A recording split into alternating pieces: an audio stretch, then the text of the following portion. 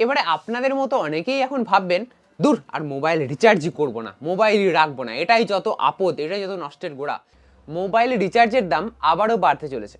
কবে থেকে বাড়বে, কত টাকা বাড়বে, সেই সমস্ত নিয়ে তো আজকের এই ভিডিওতে আলোচনা করবই। তার সাথে বলি কাদের লাভ কাদের ক্ষতি। লাভ আবার কাদের, যে সমস্ত কোম্পানিগুলো রয়েছে, এয়ারটেল, ভোডা, বিএসএনএল, জিও, এদের লাভ। আর আমার আপনাদের মতো সাধারণ মানুষের বহুত বড় লোকসান। আজকের এই ভিডিওতে আমরা আলোচনা করব যে মোবাইল রিচার্জের দাম কত শতাংশ বাড়তে চলেছে। এছাড়াও আমরা আগে কত শতাংশ বেড়েছে না বেড়েছে সেগুলো সম্বন্ধেও আলোচনা করব। তার সাথে সাথে কবে থেকে রিচার্জের দাম বাড়বে সেটাও আপনাদের বলবো। এবং আরও একটা জিনিস বলবো, মোবাইল রিচার্জ ছাড়া আপনারা থাকতে পারবেন কিনা বা এর কোনো বিকল্প ব্যবস্থা রয়েছে কিনা সেই সমস্ত কিছু নিয়েও আজকের এই ভিডিওতে আলোচনা করব। তাই আজকের এই ভিডিওটা খুবই ইম্পর্টেন্ট, খুবই ইন্টারেস্টিং, কারণ মোবাইল রিচার্জ, যে মোবাইলে আপনারা এখন ভিডিওটা দেখছেন রিচার্জ করে, সেই মোবাইল রিচার্জ নিয়েই আজকের এই ভিডিওটা অতি গুরুত্বপূর্ণ। তো চলুন আজকের এই ইন্টারেস্টিং ভিডিওটা শুরু করা যায়।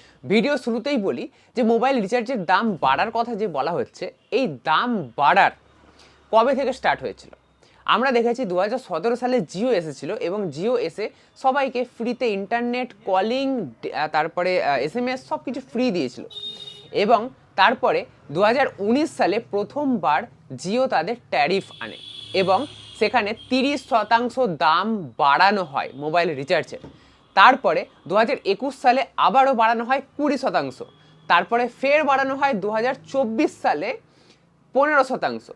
মানে গত 7 বছরে এই মোবাইল রিচার্জের ট্যারিফ 3বার কিন্তু বাড়ানো হয়েছে।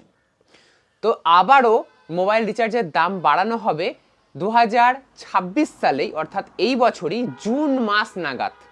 কত শতাংশ বাড়ানো হবে?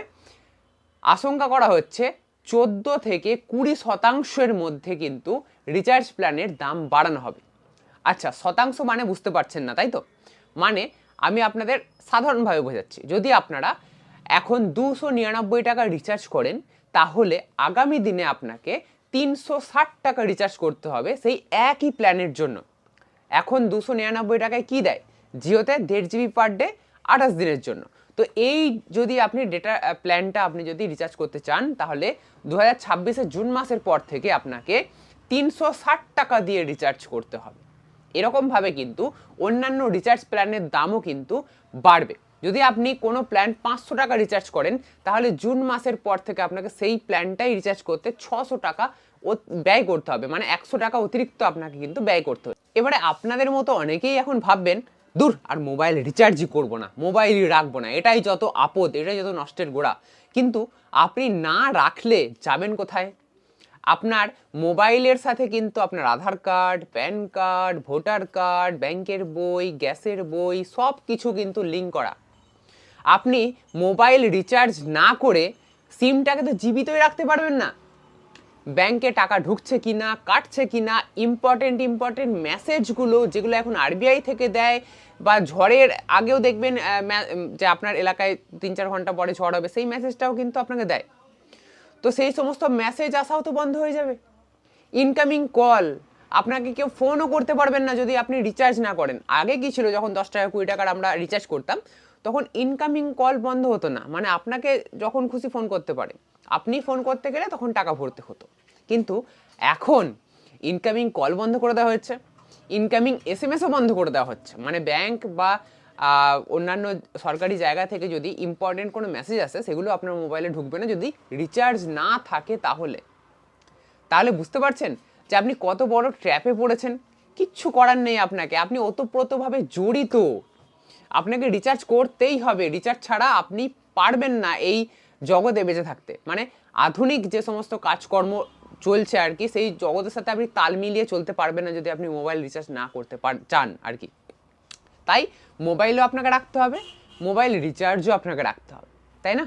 তো এক্ষেত্রে একটা জোর জবস্তি ব্যাপার হয়ে যাচ্ছে। মানে টেলিকম সংস্থাগুলো যখন যা পারছে তখন তাই করছে, মানুষের কথা কিন্তু তারা ভাবছে না। যদিও পৃথিবীর মধ্যে সব থেকে সস্তা ভারতেই ইন্টারনেট প্যাক, ভারতেই কলিং, মানে আপনারা যে রিচার্জ করছেন এত আপনাদের মনে হচ্ছে টাকা বেশি, কিন্তু পৃথিবীর সব জায়গা থেকে এই প্ল্যানের দাম কিন্তু ভারতেই সব থেকে সস্তা।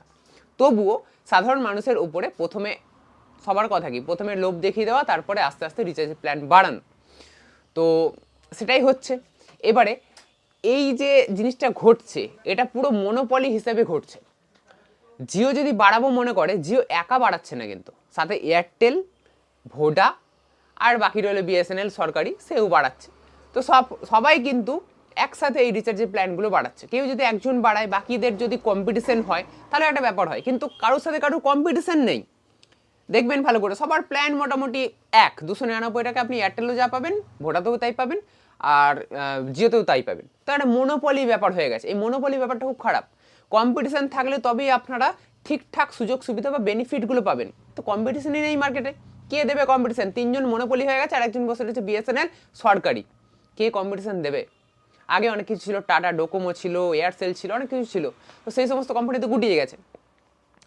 তো এই জন্যেই মনোপলি করে রিচার্জের দাম বাড়ানো হচ্ছে। এখানে সরকারের একটা হস্তক্ষেপ করা উচিত বলেই আমার মনে হয়। অন্তত পক্ষে ইনকামিং কল, ইনকামিং এসএমএস যাতে চালু করা যায় এরকম কোনো বিজ্ঞপ্তি সরকারের দেওয়া উচিত এই সমস্ত টেলিকম অপারেটর কোম্পানিগুলোকে।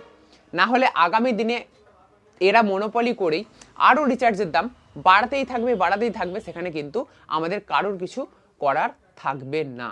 দেখুন, সরকারি হস্তক্ষেপে কেন আমি বললাম যে ইনকামিং কল এসএমএস চালু রাখতে, কারণ আপনারা 299 টাকায় যে প্ল্যান আপনারা পান তাতে ডেটা থাকে, তাতে আপনারা কলিং পান আনলিমিটেড, তাতে আপনারা 100 টাকা করে এসএমএস পান।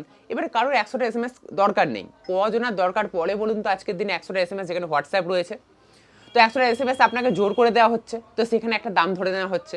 তো এইগুলো যদি ছাঁটকাট হিসাবে বাদ দেওয়া যায় তাহলে তো ভালো হয়।